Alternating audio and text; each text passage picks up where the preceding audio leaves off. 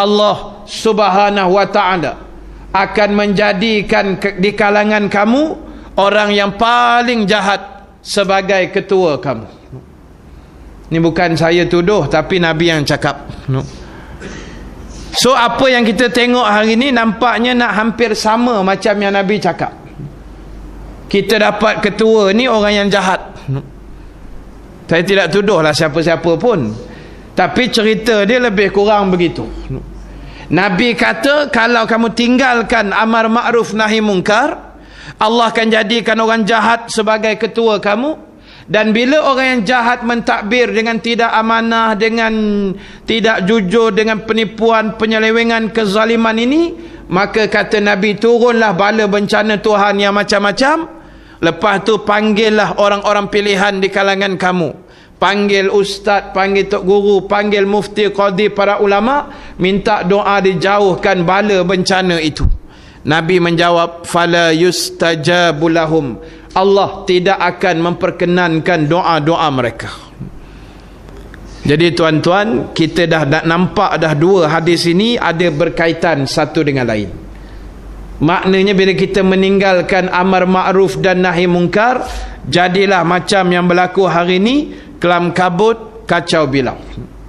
Yang saya cerita dah di banyak tempat sebelum ini, dua benda besar yang sudah naik ke peringkat nasional.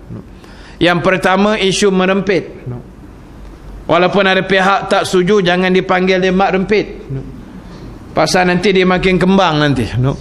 Dia makin seronok merempit. Ada yang suruh tukar, panggil mat sempit.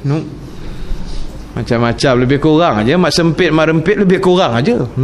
Jadi tuan-tuan, yang pertama yang tu, sampai ada idea pula supaya dia buat satu litar khas untuk puak-puak ni sebagai jalan penyelesai. Kalau buat satu litar lain, itu bukan jalan dia.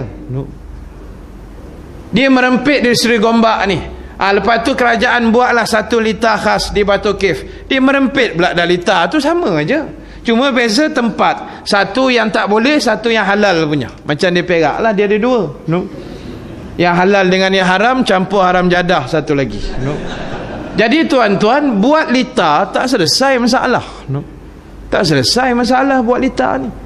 Lepas tu masalah kedua ni yang saya sebut selalu, kes ragut, yang membawa sampai kepada kematian orang-orang yang diragut.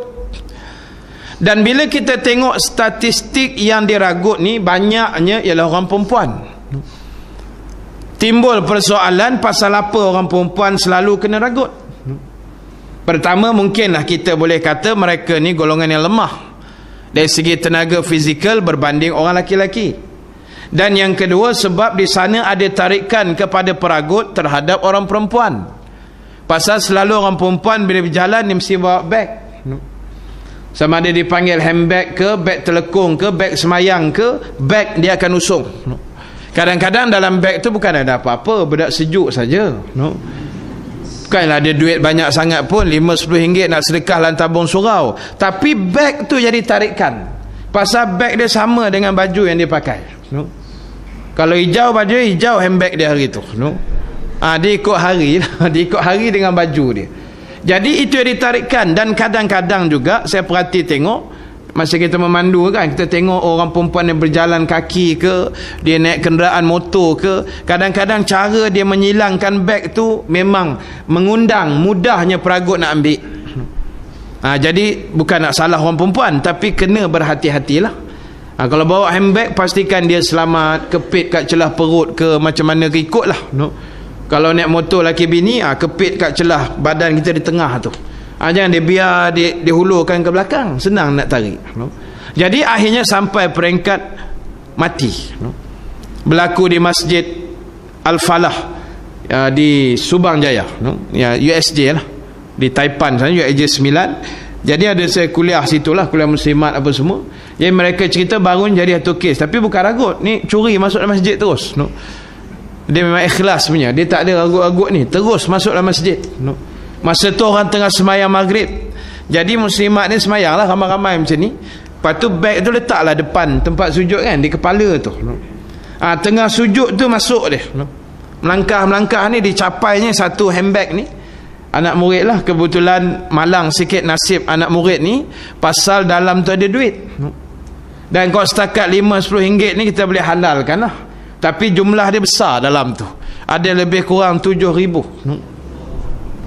Pasal dia baru cucuk duit dekat bank, simpan dalam handbag dia, lepas tu pergi masjid sembahyang maghrib, dan lepas maghrib nak jumpalah satu ustaz, ni lah nak menguruskan pasal nak pergi umrah cuti sekolah ni. Duit tu nak bayar untuk pergi umrah bulan cuti sekolah hujung bulan ni. Bulan Mei cuti hujung bulan ni kan, 30-29 ni, habis dengan umrah tak tahu ke mana, duit habis. Sampai tahap macam tu sekarang ini. Jadi dah masuk ke peringkat nasional. Jadi menyebabkan kehidupan kita jadi tak tenteram. Ditambah pula dengan apa yang dipanggil, ustaz pun dah beritahu, selsema babi. Senang sebut. H1N1 ni buat susah mulut aja. Selsema babi senang sebut. Dan